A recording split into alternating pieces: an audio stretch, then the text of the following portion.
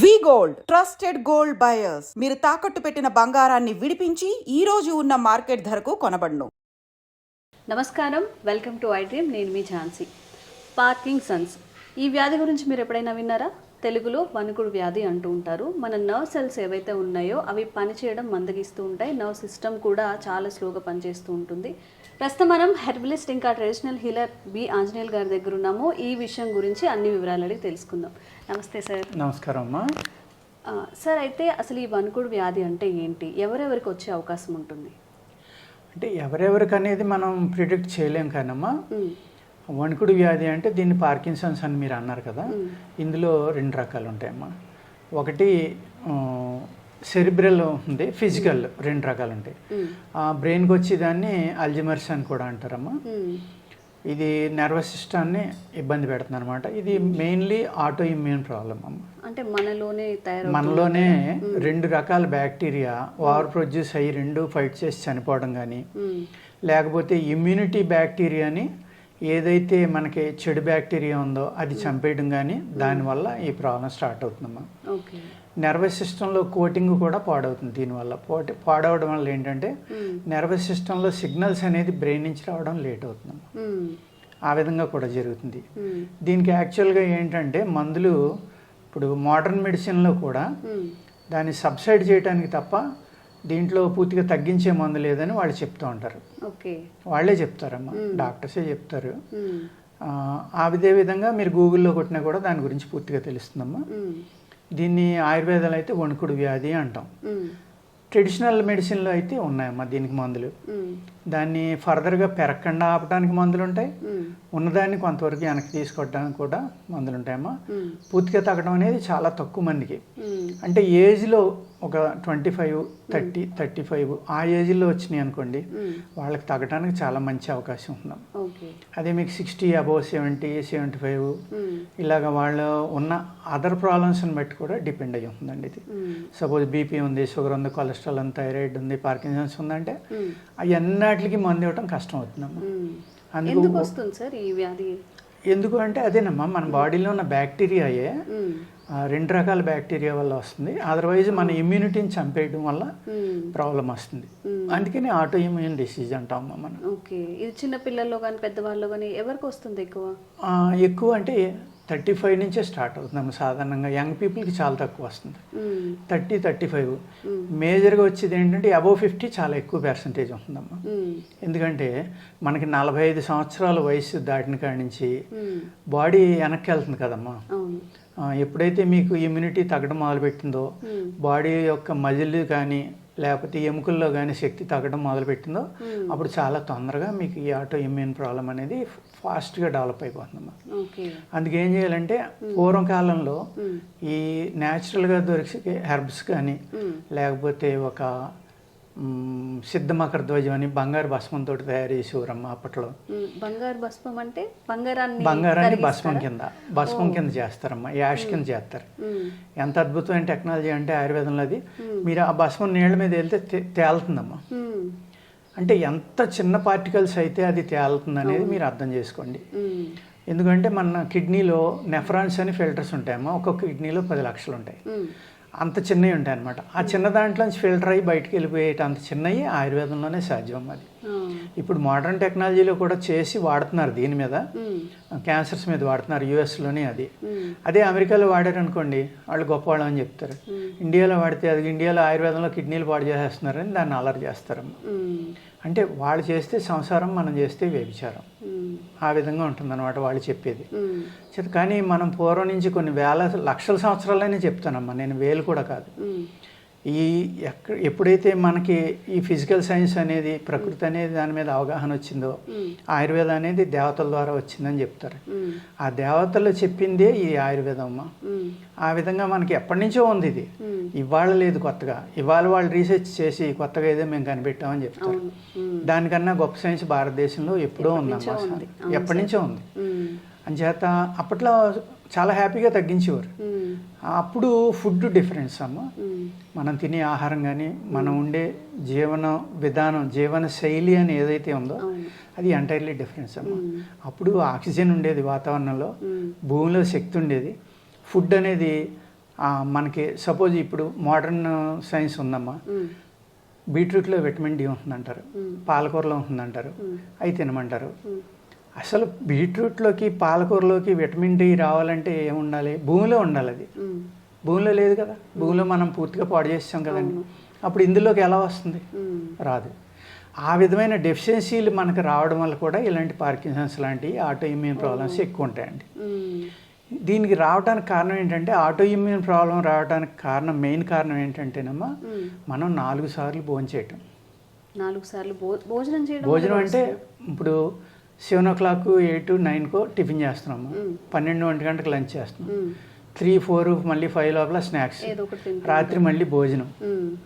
ఇన్నిసార్లు తినటం వల్ల ఏమవుతుందంటేనమ్మా, మన ఫిజికల్గా మన శరీరంలోకి యాసిడ్స్ పెరిగిపోతాయి. ఆయుర్వేద శాస్త్రంలో ఒకసారి ఆహారం తీసుకున్నాక 8 గంటల లోపల మళ్ళీ తీసుకోకూడదు. మరి ఇంత లాంగ్ టైం ఉంటే గ్యాసెస్ ఫామ్ అవుతాయి, ఉన్న గ్యాసులు తగ్గిపోతాయమ్మా, అదే తప్పది.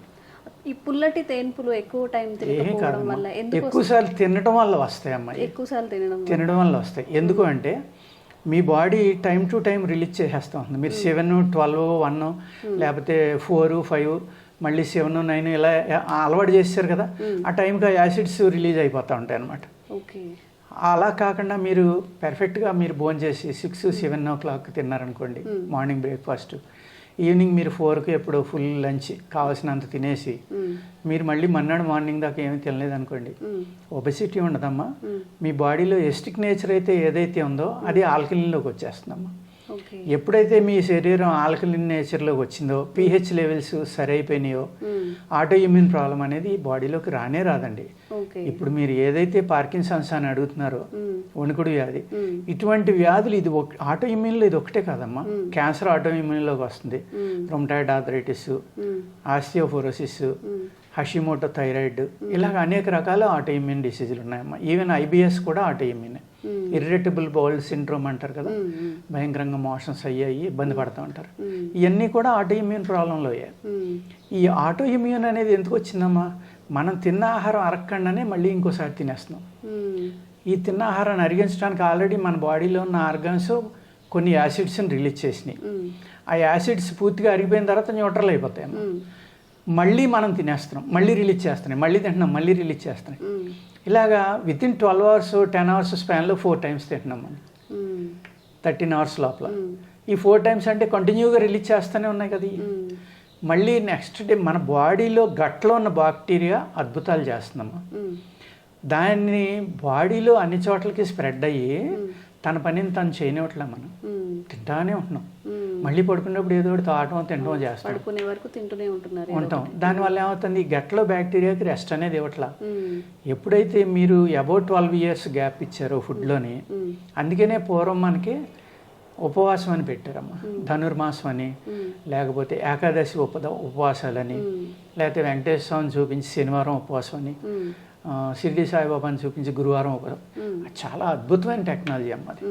ఎప్పుడైతే మనిషి ఉపవాసం అనేది చేశాడో అప్పుడు మీ బాడీలో మీ గట్లో ఉన్న బ్యాక్టీరియా బాడీ అంతా స్ప్రెడ్ అయ్యి T cells పుట్టేస్తుందండి. ఒక T cell 10,000 ఆటో ఇమ్యూన్ సెల్స్ని చంపుతుందమ్మా. అది దాన్ని కీటో డైట్ అని ఒక ఫారినర్ ఒక పేరు పెట్టి తయారు చేస్తే వాడికి నోబెల్ ప్రైజ్. అదే బ్రహ్మాండం, మనం కూడా మెచ్చుకున్నాం కీటో అంటే మన ఉపవాసం యొక్క వాల్యూ తెలియకపోవటం వల్ల మనం కీటో అని గొంతులేస్తాం. మన ఉపవాసాన్ని వాళ్ళు బేస్గా తీసుకునే ఆ కీటో డైట్ తయారు చేసాడు అతను, అంతకు మించి ఏం కాదు. ఇలాంటి అన్ని మనయ్య అంటారని కొంతమంది వెక్కిరించవచ్చు, ఎవరైతే రివర్స్గా ఆలోచిస్తారో అటువంటి వాళ్ళు. కానీ అది నిజం, అది నేను అది 100% మాదే గొప్పదంటాను, నేను గర్వంగా చెప్తాను. నేను ఎవరు చెప్పినా ఎందుకంటే ఈ ఆయుర్వేద అనేది ప్రకృతిలో ఒక పార్ట్ అమ్మ, నేచర్లో ఒక భాగం. ఇది ఆ నేచర్లో ఉన్న వాటినే మనం మెడిసిన్గా వాడుకుంటున్నాం తప్ప అందులో ఎటువంటి కెమికల్స్ కానీ సింథటిక్ మెటీరియల్స్ కానీ ఇలాంటివి ఏమీ లేవు. కాబట్టి బయో ప్రోడక్ట్స్ అవన్నీ ప్రకృతి మనకి, భగవంతుడు ప్రకృతి ద్వారా మనకిచ్చిన మెడిసినల్ ప్లాంట్స్ కానీ. అంటే నిజం చెప్పాలంటే ఆయుర్వేదంలో మెడిసిన్ కానీ ఏమీ లేదమ్మా, మనం తినే ఆహారం కూడా మెడిసినే, అంతే కదమ్మా. ఆ మెడిసిన్ని మనం జాగ్రత్తగా తినకపోవడం వల్లే ఇన్ని రకాలైన ప్రాబ్లమ్స్ మనం కొని తెచ్చుకుంటున్నాం. ఏది ఆ ఆహారాన్ని టైం టు టైం మెడిసిన్లే కాకుండా కడుపు నింపుకోవడానికి ఒక టేస్ట్ల కోసం రకరకాలుగా. అవును. ఫ్రిడ్జ్లో వచ్చాక సగం ఆరోగ్యాలు పాడైపోయినాయి అమ్మ. ఏ రోజుకి ఆ రోజు వండుకునేవారు, బయట పాడేసేవారు మిగిలితే, లేకపోతే పని వాళ్ళకి ఇవ్వటం, ఎవరికో ఒకరికి లేని వాళ్ళకి పెట్టడం, ఏదో ఒకటి చేసేవారు. వారం రోజులు దాచేస్తున్నాం మనం ఫ్రిడ్జ్లో, వారం రోజులు ఇది తింటానే ఉన్నాం. అలాగే అదేవిధంగా ఆయుర్వేదంలో ఒక్కసారి వండిన పదార్థాన్ని మళ్ళీ వేడి చేస్తే విషంతో సమానమని ఉందమ్మా. అది మనం అన్నం కూడా ఫ్రిడ్జ్లో పెట్టుకుని వేడి చేసుకు తింటున్నాం. అప్పుడు ఏమవుతుందమ్మా, మనం తినేవన్నీ విషయాలే కదా. అదేవిధంగా ఆపోజిట్ ఫుడ్స్ అని ఉంటాయమ్మా, వ్యతిరేకంగా పనిచేసి అనమాట. సపోజ్ మీరు ఫిష్, ఎగ్, చికెను ఇలాంటివి తీసుకున్నప్పుడు పాలు ఎట్టి పరిస్థితుల్లో తాగకూడదు 4 hours దాకా, ముందర కానీ వెనకాల కానీ. మనం ఏం చేస్తున్నాం, కోడిగుడ్డు పాలు ఇస్తున్నాం పిల్లలకి, విషం ఇస్తున్నాం మనం. ఆయుర్వేద శాస్త్రంలో విరుద్ధాహారం అంటారు దాన్ని, ఎట్టి పరిస్థితుల్లో ఎలా చేయరమ్మా. ఫిష్ పాలు, కోడిగుడ్డు పాలు, చికెను పాలు, ఈ విషంతో సమానం. మటన్లో పర్లేదు, పెరుగు డిఫరెంట్ అమ్మా. ఓన్లీ మిల్క్ అంటే పెరుగు కూడా తినకూడదు. ఏది కోడిగుడ్డు ఫిష్ తిన్నప్పుడు పెరుగు కూడా తినకూడదు యాక్చువల్గా. మళ్ళీ చికెన్ అయ్యి పర్వాలేదు. అదేవిధంగా అయితే విరుద్ధాహారాలు ఉన్నాయో అవన్నీ మనం తినటం ఒకటి ఫస్ట్ పాయింట్ అమ్మా. సెకండ్ థింగ్, మనం తిన్న ఆహారం పూర్తిగా అరక్క ముందరే మళ్ళీ తినటం వల్ల ఈ ప్రాబ్లమ్స్ అన్నీ వస్తున్నాయి. దానివల్ల ఏమవుతుందంటే ఆటో ఇమ్యూన్ అనేది ఈజీగా మీ బాడీలోకి ఎంటర్ అయిపోవటానికి మనం దానికి దారి చూపిస్తున్నాం.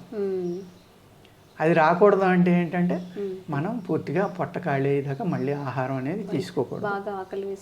ఇప్పుడు మన తరంలో 4 సార్లు తింటున్నాం అమ్మ. మా నాన్నగారు, మా తాతగారు వాళ్ళు 2 సార్లే తిన్నారు. ఎర్లీ మార్నింగ్ తినేసేవారు, మళ్ళీ సాయంత్రం 5ంటికి తినేసేవారు. ఒకవేళ తాగితే నైట్ పడుకునేవాడు కప్పు పాలు, అదే కప్పు కాదు ఒక గ్లాస్ పాలు, అది తక్కువ తాగేవారు కాదు. 250 ml నుంచి 1/2 లీటర్ తాగి శుభ్రంగా పడుకునేవారు. మళ్ళీ 3 గంటలకు లేచిపోయేవారు. ఇవాళ 3 గంటలకు ఎవరు లేస్తున్నారమ్మా? మనం నిద్రపోయే టైంలోనేమో పని చేస్తున్నాం, మెలకుగా ఉండవలసిన టైంలోనేమో నిద్రపోతున్నాం. ఆ విధంగా మనం ఆహారం అనేది జాగ్రత్తలు తీసుకున్నామా. ఆయుర్వేదంలో చాలా చక్కని మందులు ఉన్నాయి. ఆయుర్వేదం, హోమియో, సిద్ధ, యునాని ఇటువంటి అన్నిటి మీద కూడా మంచి మందులు ఉన్నాయమ్మా. ఆయుర్వేదంలో అయితే మా దగ్గర కాయకల్ప చికిత్స అని ఉంది, అది యాంటీ ఏజింగ్ అనమాట. అటువంటి మందులు వాడితే పార్కిన్సన్స్ అనేది తగ్గడానికి చాలా అవకాశాలు ఎక్కువ ఉన్నాయండి. ఓకే సార్, మరి ఈ పార్కిన్సన్స్కి అల్లోపతిలో మెడిసిన్ లేదని చెప్పారు, మరి ఇంకా ఎలా మరి మన ఇది మెడిసిన్ కావాలంటే? ఆయుర్వేదంలో ఉన్నాయమ్మా, అద్భుతమైన మెడిసిన్స్ ఉన్నాయి ఆయుర్వేదంలో. మేము చాలా కేసులు చేస్తూ ఉంటాం. అంటే మేము ఏదో 100% చేయలేం కానమ్మా, అక్కడ ఆపడం అయితే చాలా ఎక్కువ పర్సంటేజ్ ఉంది. డెవలప్ అవ్వకుండా వెనక్కి తీసుకురావడం కొన్ని కేసుల్లో జరుగుతుందమ్మా. చాలా కేసుల్లో, కొన్ని కేసులు అంటే 50% తీసుకురావచ్చు, ఎఫర్ట్ చేయగలగాలి. ఆయుర్వేదం అంటే ఏంటంటే ఏదో చెట్లు పీకిస్తారో చాలా చీప్ అనుకుంటారు. కాదమ్మా, నేను కొన్ని ఎపిసోడ్లో చెప్పాను, చాలా కాస్ట్లీ అఫేర్ అనమాట ఆయుర్వేదం అనేది. అది ఆ విధమైన మందులు కనుక మనం వాడితే వెనక్కి రావడానికి కూడా చాలా చక్కని అవకాశాలు ఉన్నాయమ్మా. Okay, thank you sir. నమస్కారం అమ్మా.